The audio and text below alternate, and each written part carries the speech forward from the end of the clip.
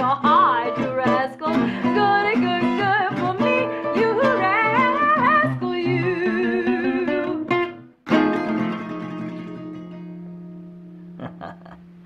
Yeah. All right.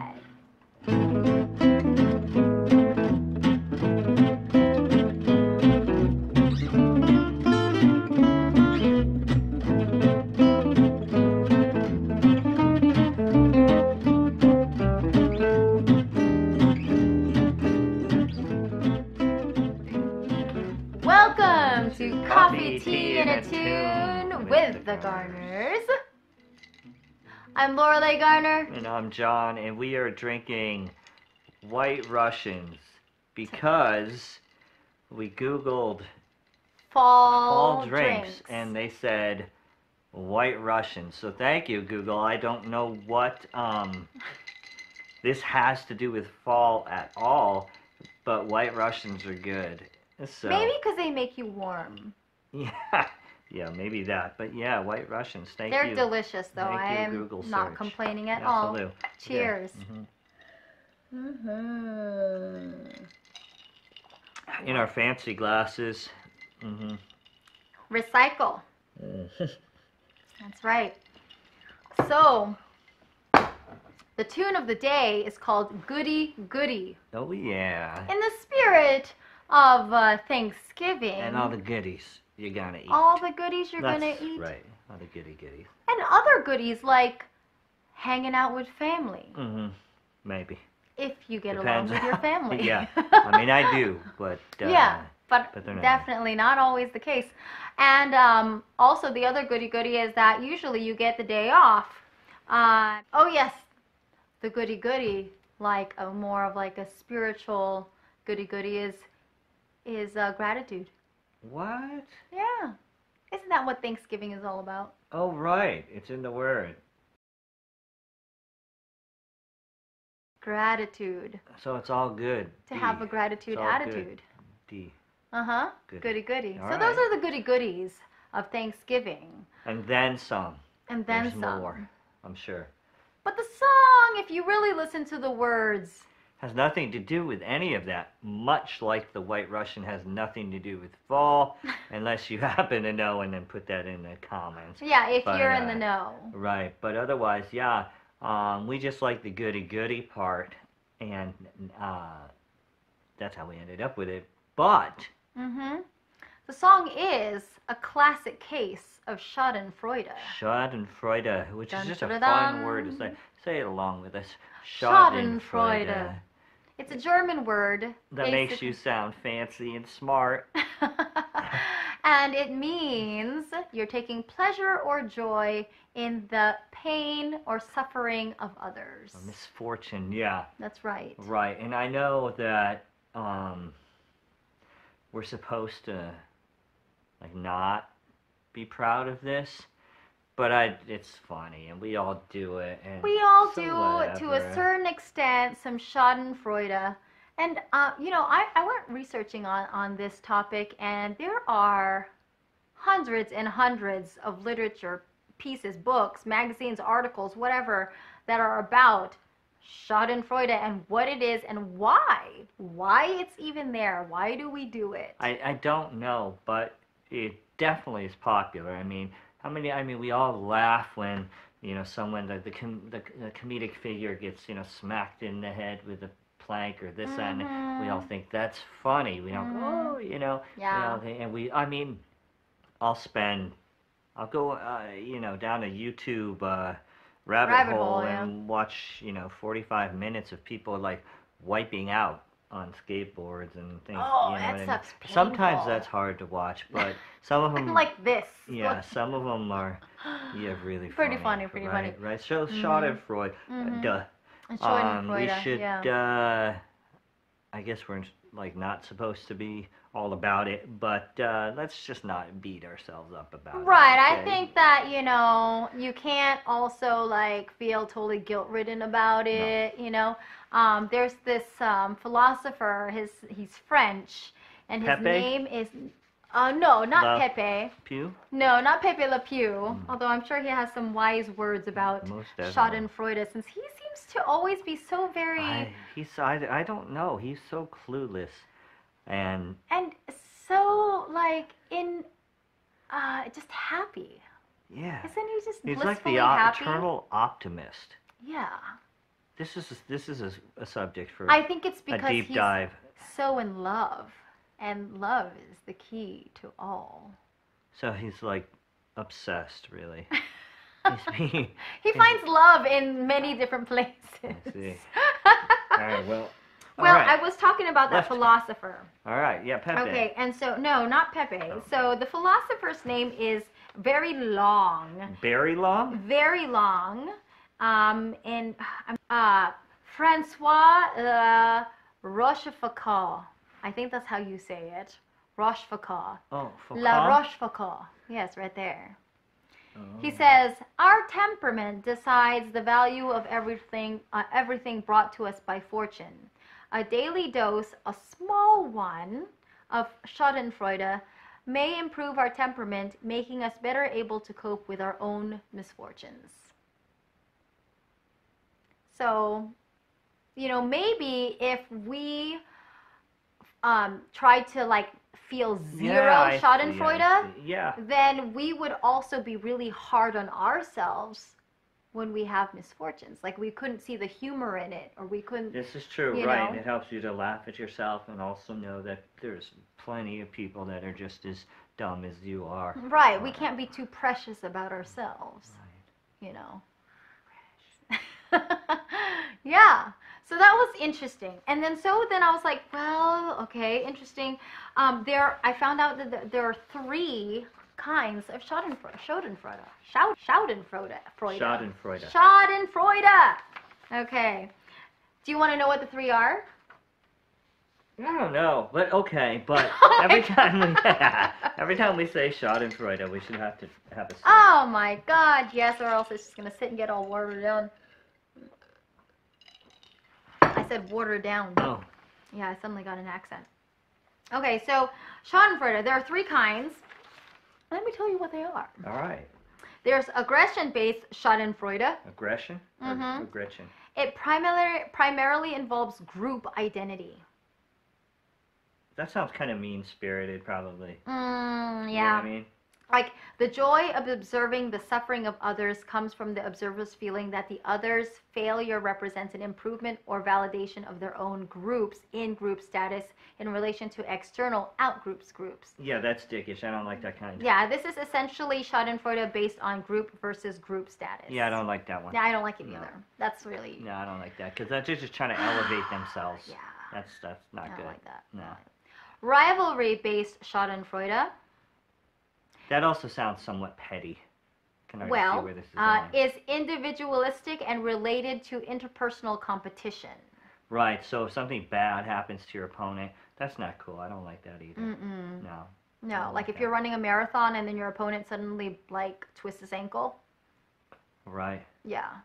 Like, I think you should feel pretty sympathetic for that. Yeah, absolutely, because they're more, no. And you know how hard they work to get there. Yeah, I don't like that one either. It's like this, stories that I hear from students in Juilliard where they like purposely stick razor blades between keys on the piano to like slice their fingers. Yeah, I don't know if that's like urban legend. Is that an urban legend or that's actually happened? I don't know. I think that's probably, maybe it happened. Sounds pretty psychotic. Spike a vocalist's tea so that she wouldn't be able to sing, or he wouldn't be able to sing. Maybe, I don't know. I mean, it sounds, maybe. But that sounds kind of urban legendy.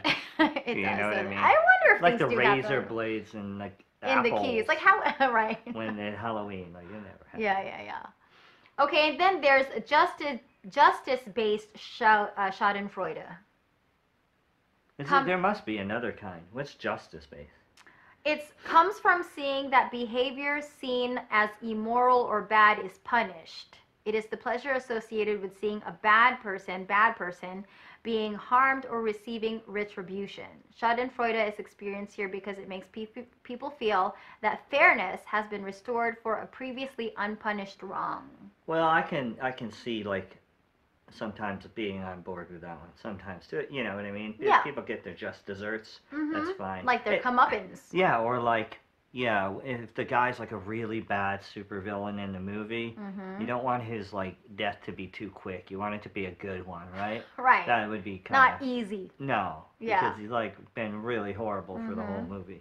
But now see the Schadenfreude that Thing.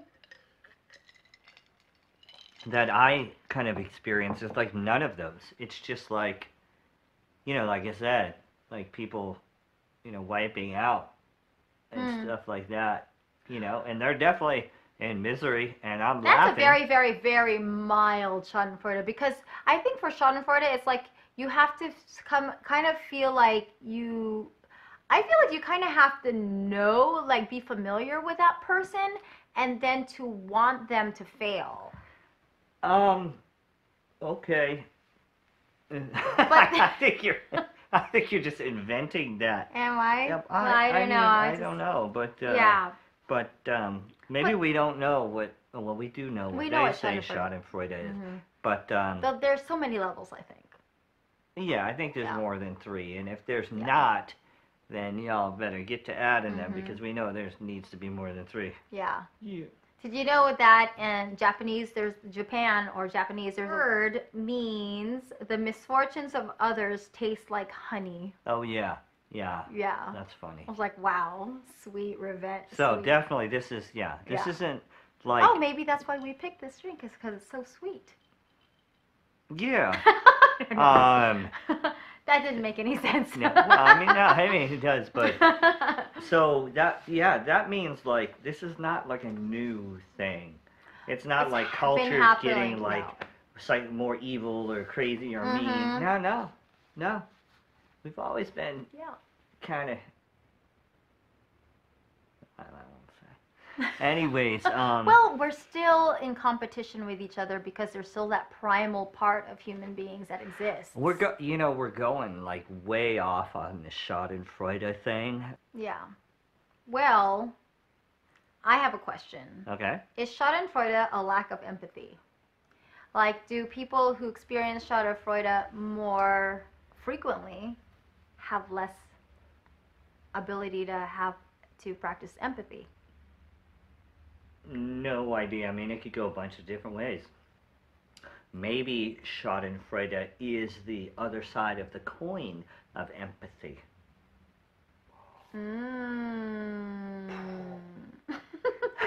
Like, maybe. Mm-hmm. Right? But then, like, the coin would have to be have holes in it because some people have different levels of ability to have Schadenfreude. I think for me, like, okay, I'll be like, oh my gosh, that girl is so gorgeous. She's like the most prettiest person in here. But then when she laughs, she makes this funny crinkle in her face, and you're like, haha, she looks funny when she laughs.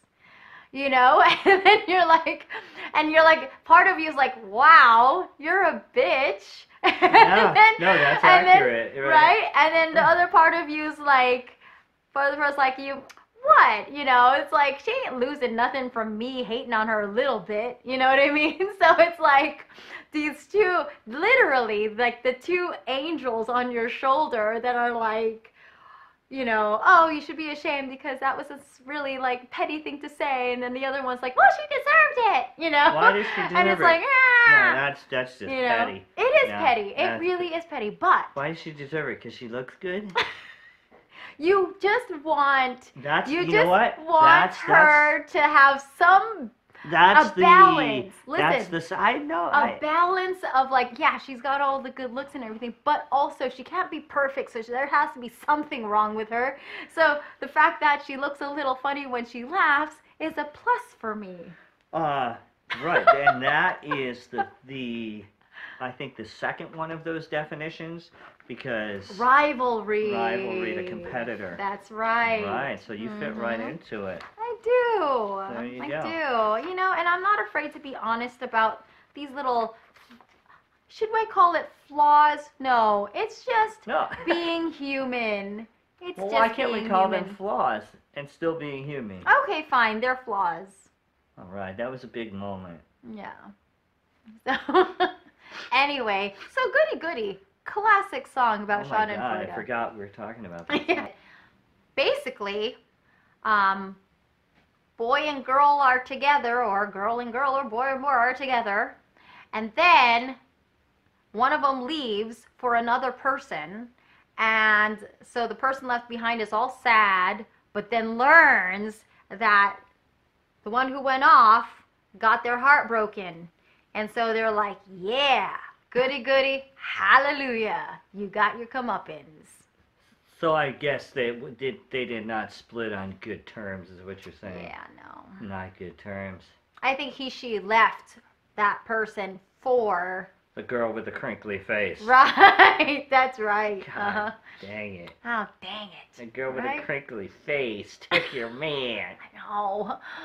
So, hopefully this is not a foreshadowing. Anyway, so, there are other songs like that called Cry Me a River. And then there's also, what is it? There's another one. I wrote it down. Who's Sorry Now? Who's Sorry Now? Yeah, so Yeah. I bet there's a ton of them. But I have a question. There's this one song that I was like, it's kind of Schadenfreude-ish. But you tell me. So there's a song from the chorus line called Nothing. And it's about Morales. She's an actress student. And she's like, comes to acting class. And I don't really know chorus. the instructor, I'll tell you the story, Okay. is Mr. Carp. Mr. Carp? Mr. Carp. Oh. Yeah.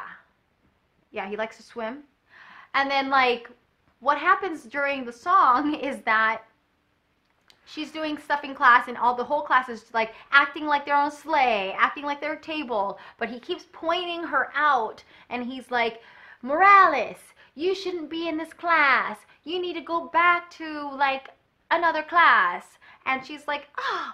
So she goes and she's discouraged, and she goes to church, and she like prays to Santa Maria, and she's like, oh, please make me a famous actress, la la la la la.